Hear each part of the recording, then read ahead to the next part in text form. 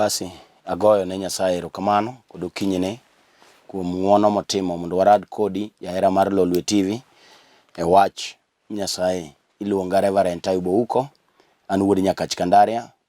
Aja neno ni Yesu waro ng'ato chango to pong' kod teko mar maler.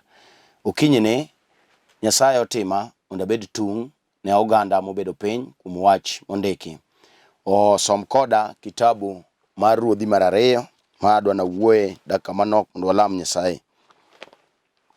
Som koda kitabu mar Ruodhi mar 2 auchiel matindo 11 nyaka 20. Kitabu mar Ruodhi mar 2 auchiel abiro soma 11 matindo nyaka 20.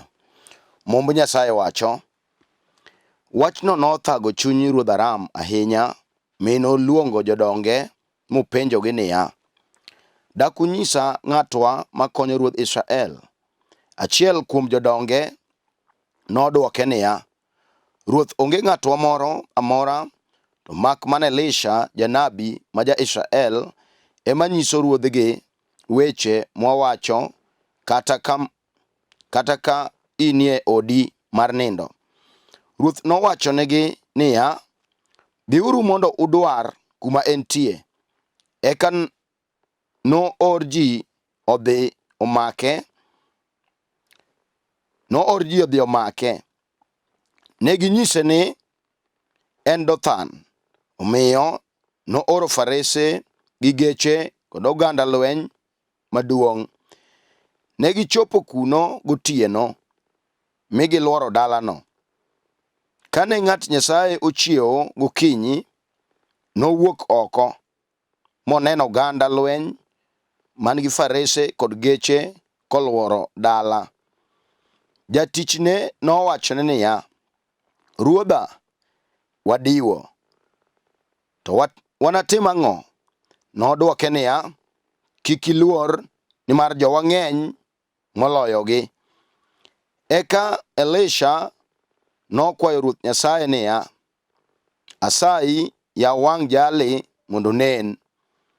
Ruoth Nyasaye noyawo wang' wuowino mi noneno ka got opong' gi farese kod geche mag mach karito Elisha.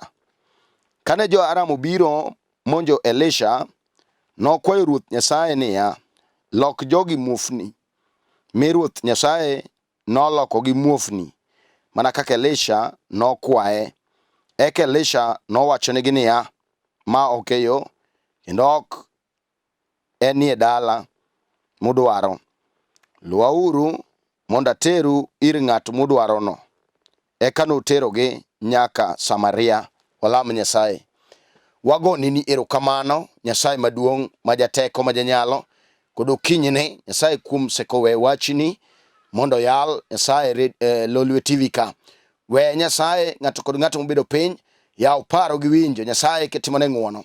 Wach ka wach mabiro wuok e lewa, we obed chang ne jatuo, we obed Nyasaye gony ne jal motwe, we obed Nyasaye nyaka jal mane geno ne oserumo oyud geno gokinyini. Awali kapuoi kamiyo nyingi duong'.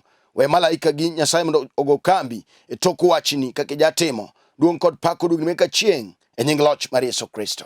Amen. Awacho ni luonga Reverend Ayub awuod Nyakach Kandaria.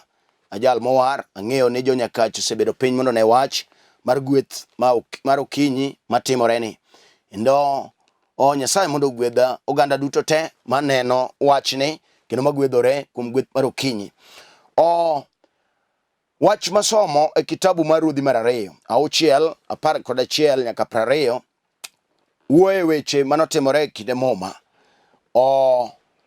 Muma wacho ni e kinde no noyudore oganda miluongo oganda Israel kod oganda miluongo jo-Aram.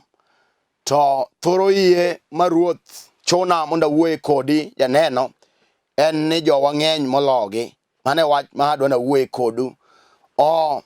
E kinde no lweny ne bedo kaluwore gi gima ne kelo lweny, kendo ji ne thoro wakore e lweny, kendo ji ne thoro gore ka samoro ni mako piny. To Muma wacho ni e kinde no ruodh Aram noikore mondo kendi oganda jo Israel. Mach ni chieng' onogo sama ne ruodh Aram oikore mondo dhi oked gi jo oganda Israel, ne okawo jodonge mag lweny kendo ne giporo wach mondo gidhi gibuti ne oganda Israel e bath yo kamoro. To esa ma Nyasaye nowuoyo gi misumbane, mano jonabi iluongo Elisha. To Elisha ne Nyasaye nofwenyo ne wach ka wach mane ruodh Aram pango marach ne jo-Israel. Wachno nomiyo Elisha nodhi wuoyo gi ruoth mar Israel e kindeno, monyise mipango ma ruodh Aram nopangone. To ruodh Israel sama ne Elisha osewuoyo kode ni nitie lweny kata nitie buto ma wasigu mar jo-Aram osebedonegi e bath yo ka girito gi otieno, Elisha nonyiso ruodh Israel wachno, kendo ruodh Israel nodhi onyiso jolwenje mane ok ging'ado yono, kendo no Elisha okwerogi ni kik ging'ad yo mane gidwa ng'ado nikech wasigu nobut e bath yo. Wachno nochando ruodh Aram, kendo mowacho ni sama wachno notimore kamano ma Israel noko ng'ado kama nonego ging'adi, ruodh Aram noluongo jodonge moketo piny to wang'o penjogi ni to dak unyisa ng'atwa ma jawachi siri ma wawacho ne wasikwa. Eka jaduong' achiel nodwoko ruodh Aram kanyise ni winjo, onge ng'atwa moro amora magolo wach ma wawacho, mak mana ni nitie ng'at Nyasaye miluongo Elisha mano janabi. En mokoro weche, en mofwenyo weche mwapango kata mana ka in e odi kar nindo. Wachno nomiyo ruoth okobedo gi kwe, kendo nokelo lweny mapek e kinde kod Elisha. To nogolo amri kata nogolo chik mondo dhi omany Elisha kama entie. Nonyise ni dichuono ni kamoro miluongo ni Dotham. Nogolo chik gi oda mar ruoth mar kom ruoth maduong' mondo dhi omany Elisha kama entie mondo make. Sama ne jogo wuok, oganda lweny maduong' nogolo farese kod geche mondo dhi omake Elisha piny Dotham mondo tweye, nikech kuom seko bedo nofwenyo ne wasigu mag jo-Aram weche mane wacho kopondo. Kata kamano, sama jolweny nodhi e dala Elisha, gidhi kama Elisha ne nitie piny Dotham, wang' gidhi otieno ma giluoro dalano kamano. Aluoro Nyasaye mar teko mar nyalo. Mowacho ni Elisha nowuok oko otieno to neno farese kod geche mag lweny koluoro dala te. To Nyasaye mar nyalo nomiyo Elisha noneno jolweny kod geche mag mach kanie kor got moluoro dala te, geche moluor kod mach, mago geche mag Nyasaye manobiro mondo kede ne Elisha. Kata lweny ne ger, to Nyasaye be noiko kaka odwa counter attack wach mane ruodh Aram oketono. Ato misumba Elisha mano jatichne mawuoyi nowuok monyiso ni ruodha, kawuono watho, ne okende malich mosebiro mondo onegwa. Tagone Nyasachwa erokamano. Elisha nonyiso Nyasaye wacho ni ruoth yawe wang' jali mondo ne gima timore. Sama ruoth noyawo wang' dichuoni, noneno oganda maduong' mar jomalaika, noneno farese kod geche mag mach ewi got koluorogi. Nyasaye notimone ng'wono mar yawruok mar chuny. We awuo kodi okinyi, ibed dhako ibed dichuo, kata in kijana matin, kata in jaduong' mabiro timo thowe, kata ibedo jal mageno ne oserumo. Okinyi nitie wach mar nyalo mar ono. Ang'e ni ji mang'eny osebedo kakalo weche matek. Wan gi ji ma wasigi osebuto ne bath yo. Gimoro amora motemo chano onge mawuok ne maber. Wasigu nowuoyo otieno, kata ne opango gimonego tim, wasigu be nopango ne. Wach momiyo kamoro amora mokale todo ka wasigu buto ne kanyo. Gimoro amora mopango timo, odo ka wasigu go gino go yamo. Gimoro amora mochano, wasigu okoyiene mondo ne ber. Mano gima notimore n'oganda Israel. Tawuoro janabi Elisha, mano jal mowar mane ruoth oketo mondo fweny weche miketa ponda. Kata mana sani jaduong', wan gi jodongo sani ma gimoro amora mopango timo, en jaduong' mabiro timo thowe, mak mana ni dala to onge. en jaduong' moringo pondo e town. Samoro kama nogede onge gima nyalo dhi maber, ji notho kanyo norumo, kech wasigu noramo, moko nonegi bilo, moko nonegi kanodhi ka juoga. Wach nomiyo jaduong' noluoro, ok onyal dok mogedi, nopondo kamoro. We akoni niya, wan gi Nyasaye mar nyalo monego yaw wang'i maiye. Kar neno wasigu kanyo to ne gine nyalo mar polo, kar neno wasigu to ne gine nyalo mar teko mar ono. Iwinjo kata ibed nyako matin, tinene adier gik moko kwamo kodi, isetemo kata gi somo mar wich mar buk mag digri gi diploma, to gino bari dasi kech tich isemanyo ma samoro manyo tich olokore tich, giminyalo neno maber onge. Wach nosemi lusop, onge gimane imako maber. Samoro jonyuol bo kasi, gidwa ni konygi. Samoro nousi ni lo, mimiyo dalo dok e dhier, kech ni ipuonji ka geno ne nitie ni biro duogo mondo ikonye dala kendo. To wasigu mar rangach ma jabuto ne ji, mano buto ne oganda Israel, obuto ni piny ok inyal, ofis kofis miduong'o, ini neno mana ni no vacancy, to ji to yudo tich. Nyaka jok miyeo gi rieko oseyudo tich mbeleni, nyaka nyiri mani yombo oseyudo tich mbeleni, to in wasigo tami gibutoni. Iwinjo wuoi,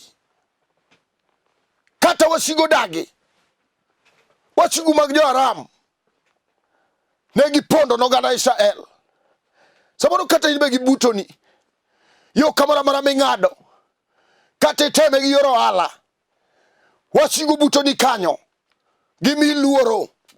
Jal mawuotho ka kion konigo, wawuok kodi kijana matin, kata idwa dhi gedo to tamore, kech wan gi chuo setong'o nyaka yien monego gedi, yien idog ichwake uso mabati, kech jochiende mag wasigo dagi ni ok onyal bedo gi ot, kata dho mone mikawo to dhi, kech wan gi wasigu mobuto ne jowuoyi matindo. En ok onyal kawo nyako mambasne, en odwaro mon ma chuogi otho, moweke mokete kanyo, jonyuol ne oselusop kode, en odwaro gik mowe magi gik modwaro.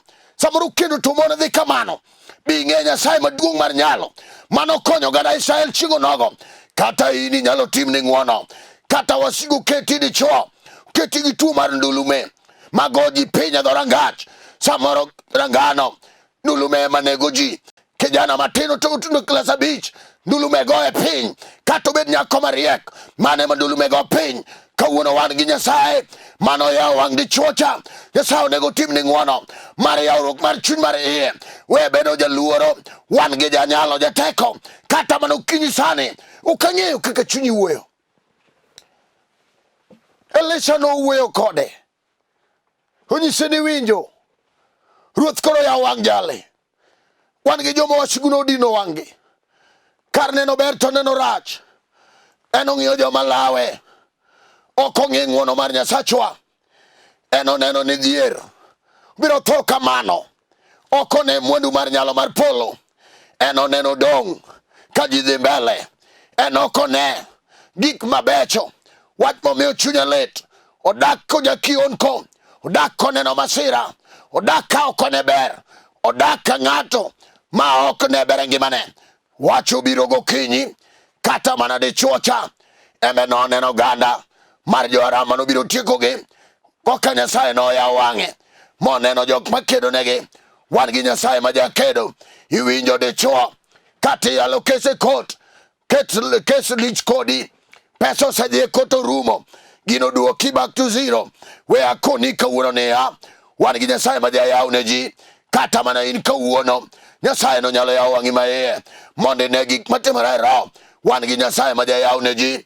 Kata mano lorni kamoro, kata nokawo wapi modonjo liel, kinyi wan gi nyarombo Nyasaye, chiel mar 10 mar polo, iluongo Shimba Kayuda.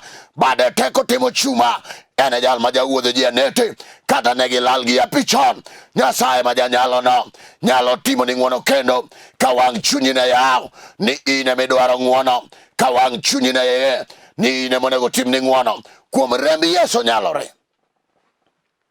Ere wach mineno katek, ere kamineno ka wasigu dino nigo, ere kamineno ka gigi okwame, katibed mana dhako to wasigu ma jabuti ne jigo nyogi buto ni sama nye donje keny ato gidhi giloro dhako mane inene ber mar wang' en go mak mana ni nyathi to wasigu tame en dhako machalo mogoye pilasta kawuono wan gi Nyasaye manyalo yawo kata wasigu no buto ni kanyo ato kelo lwenye kenyno samoro mako dichuo en dichuo mabago chode oko chode machamo pesa ne dhako weka thagore gi nyithindo samoro udoyo ne mana ji samoro en dhako maluoko ne ji en oneno mana masira pile gi pile dichuo to en go matiyo kata nyithindo nyal dhi somo maber nyithindo mamoke mipuonjo kawuono wan gi Nyasaye manyalo yawo ni kawuono wan gi Nyasaye ma jakedo mano kedo ne ruodh Israel wan gi Nyasaye ma jaono manyalo onore kuomi kawuono kata obed mano alame yawo to tho nyingi Yesu Kristo jateko en mano yawo no oganda mar jo Israel ka piny lich en mano konyo Elisha mane wacho weche gik mane pango ling kata wasiku panga ngo kata gipango ni tho dhako wan gi Nyasaye mabiro fwenyo wechego ka ng'ato war mopong' gi teko mar Roho Maler biro fwenye kata nodhi ka juoga mokaw nango ter kanyo Roho Maler biro fwenye kuom remb Yesu jateko en kende emane polo wale Yesu kende en emane polo wale kata juoga bi Yesu kende en mapoko loe kata tuo bi Yesu kende en jachang makare onge manoseteme motamo Yesu simba kata manukinyini nyalore kuom Yesu marino mane mineno ne tek kata nyithinde mobam kodi kech wan gi miere ma wasigu no buto negi nyiro nyuol mang'eny to onge kata chiel minyiedho dhere gin nyiri mokaw gowi te kata mana nyathi diel pok oter samoro min wuoyo kode penje ne anyango kata chino nyathina ang'o mane otimore dak jaka buch kele kata mana diel wachno si wuoye maketemo wuoye to chalo gima chwanye nyiso ni wasigu buto ne korio nyiri dhi ti inyuomo en okawe gowi nyithindo to nyuolo mang'eny ka nyithi guogi mak mana ni gima ber minyalo ter dalagi onge wach momiyo kotugo wachno to chwore buoge ni dwa medo ne dhako bi ng'e Nyasaye ma jaked ne ji wang'o wuoyo Elisha wuoyo kode kik ilu yorno yo misebedo kiluono yorno wasigu nitie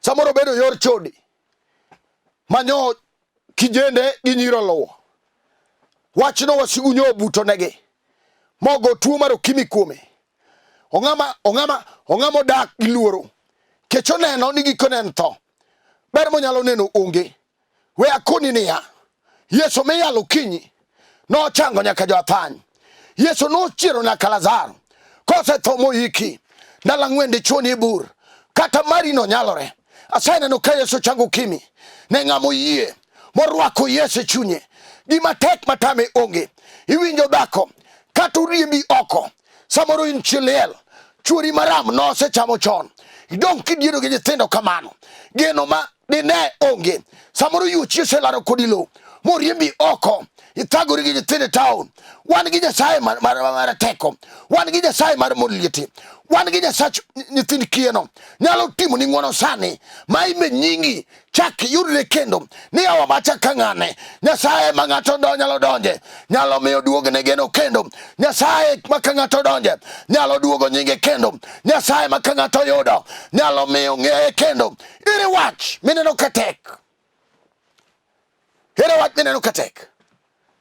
kato ber kong'o mar ran mar siko mar fu kech wan gi kong'o molam ne ng'ato kwar nomadho kong'ono maji nolayore kanyo noyud moko koninde mitaro kanye mana githoe en kong rangach ng'eye mano gir juogi gir sepe en giro yare mano giro juok jo ng'eye kata mana kijana mawuok matin nyakorawe kong'o wan gi Yesu jateko jal manyalo golie kong'ono bade teko timo chuma onyalo wuodhi awuodha kata ji neno ni seran ni dhi skul to onge gima ber mine nigo une joma go onge gweng kawuono bi ing'e Nyasaye mano wan oganda Israel malo, mano fwenyo negi wasikgi, mano darogi e jela, mano gologi e lweny matek, mano gologi e wich kutno.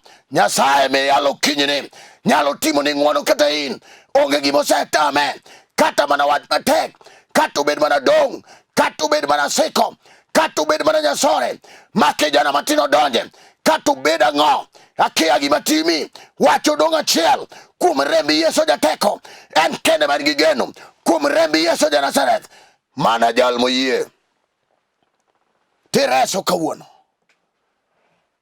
Nyasaye no oro wuode Yesu Kristo mondo bi otho ne piny, ni jal moyie kuome tireso kendo bedo gi ngima mosiko manyaka chieng'. Akia gimidwaro e nyim injili kawuono, wacho selor gimoro amora mikale no, kata nyiluyo yo moro, yo nineno kaonge geno, kata nyiluyo yor ajuoga, yor nineno kaonge geno, kata nyosechami gi jokilamka. Kawuono wan gi Nyasaye mangima, kaka ondike kitabu mar John 17:3, ni ka ng'ato ng'e in Nyasaye achiel kende kendo ng'eyo wuodi Yesu Kristo mani oro, jalno nigi ngima mosiko manyaka chieng'. Nyasaye achiel kende monegi fweny, Nyasaye achiel kende monegi ng'e, Nyasaye achiel kende miluongo Nyasaye polo gi piny, jal manochwe gode ga ore, wuon sulwe, jal manochwe dwe. Nyasaye no kende man gi dwoko, gima timi nigi dwoko ne, kata ne gidhi mabor magi wacho ni ok ni cham, ka in gi Yesu ibiro chamo, kata ne gidhi ni mabor magi wacho ni dweni ok rumni, dweni biro rumoni ka in gi Yesu, kata ne giwacho ni nying'ane ok ne tedi, kuom nying Yesu biro dhi, biro ne ka gik moko mane onge chako timore, nikech Yesu donjo. Yesu donjo. Sama nodonjo korgi Lazaro piny Bethania, Yesu nowuoyo gi liel, upenjo ni tuo ike kanye, kata gino ni chalo manyose iki, ma joma neni neno ni onge geno manyalo duogo, kech wan gi jok ma geno gi noik chon. Yesu donjo korgi Lazaro, to penjo ni tuo ike kanye, nodhi owuoyo, ne ok ochandore gi tho. Yesu noluongo luonga Lazaro, ni Lazaro, tho nowinjo teko gi nyalo, kata mana mari no, kata chalo mosetho moiki, kata chalo mageno onge, wan gi teko mar nyalo mar ono. Yesu kende mano chiro lo tho, kata kimo chami dong choke, ipogo le piti neno, samori pogo lo mari, inok luongi uketi tenge, kechi neno ka ng'ama geno ne oserumo, ineni ka ng'ama chomo liel. Wan gi Nyasaye mar nyalo mar ono, manyalo chak duogo ni ngima kendo, ka ng'ato yie kuom Yesu, yie kuom wach miyalo, yie kuom warruok mar nengo, yie kuom keda mar jokedo, yie kuom wach mar ngima mar nyalo. Onge gima tek e nying Yesu, kata ineno no tek, kata otamo dakteche, kata en mana kansa momako buongo, kata obed mana kansa momako duol, kata obed kansa dhako momako thuno, daktari ema gino nyalo tamo. Yesu onge gima osetamo. Yesu kende moting'o chang, en moting'o chang e lwete kama, muma wacho kitabu mar Isaya 53 ni moriemo mag Yesu boka 39 manochwadgo jawar, nochango tuoche te, kata obed sickle cell anemia biro change nying Yesu, kata obed tuo mar neko, mar ura majaneko, wuotho gogo ne toke duk, en okone duge, ji ema nene kamano, kuom rembi Yesu jateko, nyalo re kuom Yesu. Iwinjo nade? Iwinjo nade dichuo? Kata no bai gi tong' mokuok, nikech ni laro lo, ji no negi te, dalo pong' kod liete, kidok tiwuotho ewi liete, kama negi gedo choko tie, gino sego luoro kuomi, iwacho ni an ok nadog dalawa, ibiro duoka gi sanduku, yuda wach miyalo. Yesu nyalo mako badi, micham kama osetamo mon chamo, cham kama osetamo chuo chamo, ma nyithindo minyuole ne kadongo, ere gima tek e nyim meja, ere gima tek, kata negi lal kodi, ere gima tek, dhako kata dichuo, oringo weyi, yeye kuom Yesu, kata in, tuo mar kisoni, nego ni nyithindo, yeye kuom Yesu, en chier mar joma tho, en kende ngima, en kende man gi nyalo. Onge gima tek e nyim Yesu. Kama initie okinyini, adwa lamo gi ng'ato ma yie adier, en ma chunye lit, en ma aperach, en ma luwo yo, ma wasigo sebutone, en ma wasiko chae, en ma ikuodhe, en ma iwuoye toke. Wa lam gi ng'ato ma chunye dwaro, kata obed jatuo migolo tidwoko, kata obed dichuo ma jochiende nomako tekone mar nyuol mondo weye nikech ang'o? Chiende manobutone kanyo mag jowasigu noloke buoch. Samoro en mangla, kinyene nitie teko mar nyalo mar ono. Okinyene nitie teko mar remo mar Yesu jateko. Katibed lor dwoko nitie, kata jochiendu tami, kijana katibedo janeko, piny gi rasi none ka janeko nodoke pache mari no mane makama ka TV kama intie adana lamp kodi sane kata tek kata tiano ka Farao kata en chuny mogo chonge piny erangach mawagok ni dhi to duogo iko gi tok dala kanyo. Kawuono wan ga juoga mara juokni dal mano wa malo wang Elisha nyiso gi niya jo wang'eny mologi iwinjo kata ginywako gi thiri. Nyasaye onego yaw wang'i okinyini mondo ine jok moluori gi geche mag mach, mondo ine oganda mar malaika, mondo ine teko mar Roho Maler, mondo ine jo Makedonwa kata giwacho ang'o. Wan gi Nyasaye maber, wan gi loya maber, kata gi thiri wan gi loya miluongo loya mag joyalo te. Ere gima tek e nyim Yesu. In ma yie nyalo tami. Ndike Jo-Ibrania 11, yien bedo gadiera maonge kiawa, ni gima onge nitie. Kata nyathino otimo klas 8 odhi kadho kuma pesa dwa wuoke mipuonjego onge, bedane gi yo kinyini. Kech muma wacho niya, Nyasacho wuon fedha gi dhahabu. Nyathino dhi soma kata neno kodong kende. Samoro in single parent, Nyasaye nitie. Tiga badi kama intie, gaga chongi piny, mia wang'i kimako TV mondo walam kodi Nyasaye. Ka in jatuo maka kamaramino mondo waoro teko mar chang sani. Awinjo loch gi nyalo moseidho kinyi e studio ka madwa oro kama intie no maka kamarami mondo waor Yesu jal motingo change lwete, mondo waor Yesu jal magolo wich kuot iluonge agola, jal magolo kethruok mar piny iluonga kelo, jal makelo gik maonge bedo mantie maka kamaramino, maka girino, maka gima tekno kele akela ne Yesu. Wadwa pime gi Yesu. Samori setemo nyaka gi dakteche to tamo jorieko, we wateme gi Yesu. Samori setemo gi ber mar wang' dhako winja to we wateme gi Yesu. Ukinyene wan gi dwoko mar gima timi. Tiga badi kama intie kirwako yie. Nyasaye maduong' mar nyalo, umwami jateko ng'ama ler mar Israel, Rabi onyono yamo shimba jaler. Ase wali okinyi ni Rabi amalo ne dhako mogo choge pinyni madwaro nyathi. Nyasaye kudu kinyi oseyuda jara ga chaya te. Samoro kisoni osenego ne nyithindo kaka in manetie iwuoyo gi Musa karamram, wacho ni dhi nyis Israel ni an mantie maseori. Kata mana kawuono gokinyini Rabi waseori ne dichuo maneno masirani, ne dichuo molorreni, ne dichuo momaloni, ne dichuo mayalo kesni, ne dhako ni jateko. Ane malo Nyasaye kata obedo tuo mokete piny mar sickle anemia, kata obedo tuo ma odonjo bongo, kata obedo tuo mar kansa, kata obedo tuo mar ukimi momado remo, nyingi Yesu jateko. Akoro changu wewe yore changu chakre tini nyakiwi, kata gino ne olal, kata ohala otame, mora mochako wasigu mobuto nego piny nyingi Yesu ja Nazareth. Ase koro weche maber mondo timre ne. Ondike ni gwel tich mar lwedo, gwedho tich lwete. Ero kamano Nyasaye pare mayalo kes e kot mosechamo pesa neni, kata no angne wach itim ne wono sane. Ero kamano nyathi kichni Nyasaye ne chilielani, kata machuore ringo we ot kata dichuo mamon ringo weyo ni, timne ng'wono sani mondo nyingi oyud duong'.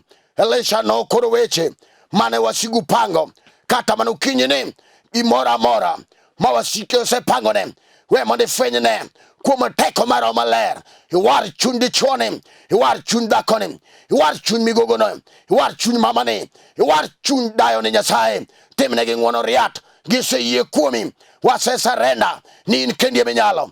Par Lolwe TV ka, joyalo duto mayalo ka, Nyasaye ting'i malo. Ipar director Nyasaye Samo Chola ting'i malo, kod Niko Kelo, Nyasaye gi ji duto, Nyasaye matie bwogi. Iting' Lolwe TV malo mondo odhi ong'ala machielo kuom sekowe wachni mondo winji. Nyasaye duto te mayalo ka, par Nerea Bewa, par Nyasaye Bishop Abol madichuo, ugola maroche Nyasaye kete lweti. Ipar Nyasaye Samboy, iting' malo Pastor Bernard, nyaka Steve Ojwang. Alami Nyasaye maduong' nikech Nyasaye ting'o medo malo. Alami Nyasaye kuom weche te, jatuo sechango kuom rembi Yesu. Jal Nyasaye mane geno ne olal, geno ne oseduogo kuom rembi Yesu. Nyaka nyathi matin mane dwaro school fee osebiro kuom rembi Yesu. Alami ka yie ni setimo e nying loch mar Yesu Kristo. Amen. Amen. Amen. An mana wuoyo kodu, iluonga Reverend Ayub uko. An wuod Nyakach Kandaria, Owara Yesu en Ruoth. Alemo kod kanisa mar St. Meshach Fellowship Church, ane piny Nairobi, kamoro ni Kibra. Kanye mwachokore but Rail Education Center. Ka in e piny Nairobi, Kaugari Railways kata Kencom. Railways en namba boro, Kencom en namba 32. Lori Karanja kanyo, kichope go namba na, king'iyo piny kanyo neno nembni gariyo mar Safaricom gi mar Airtel. Go nembni rago, abiro kawi but Rail Education Center kanyo kama wachokore. Bi mondo wamodh kachiel, ka ok inyal biro go nembni gago, wanalam kodi e simo.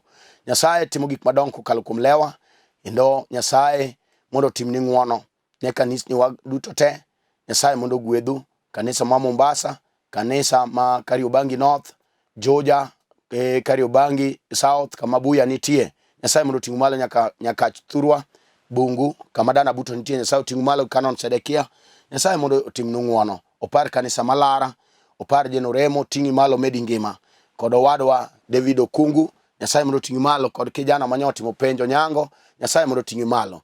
Nyasaye mondo miwa ng'wono, wachak warad kodi chieng' wuok tich saa 12 nyaka 12:30. Namba na en 0727 385424. Namba na en 0727 385424. Namba na machielo en 0734 434 156. Nyasaye mondo gwedhowa duto, wachak warad chieng' wuok tich saa 12 nyaka 12:30. Shalom, shalom, shalom.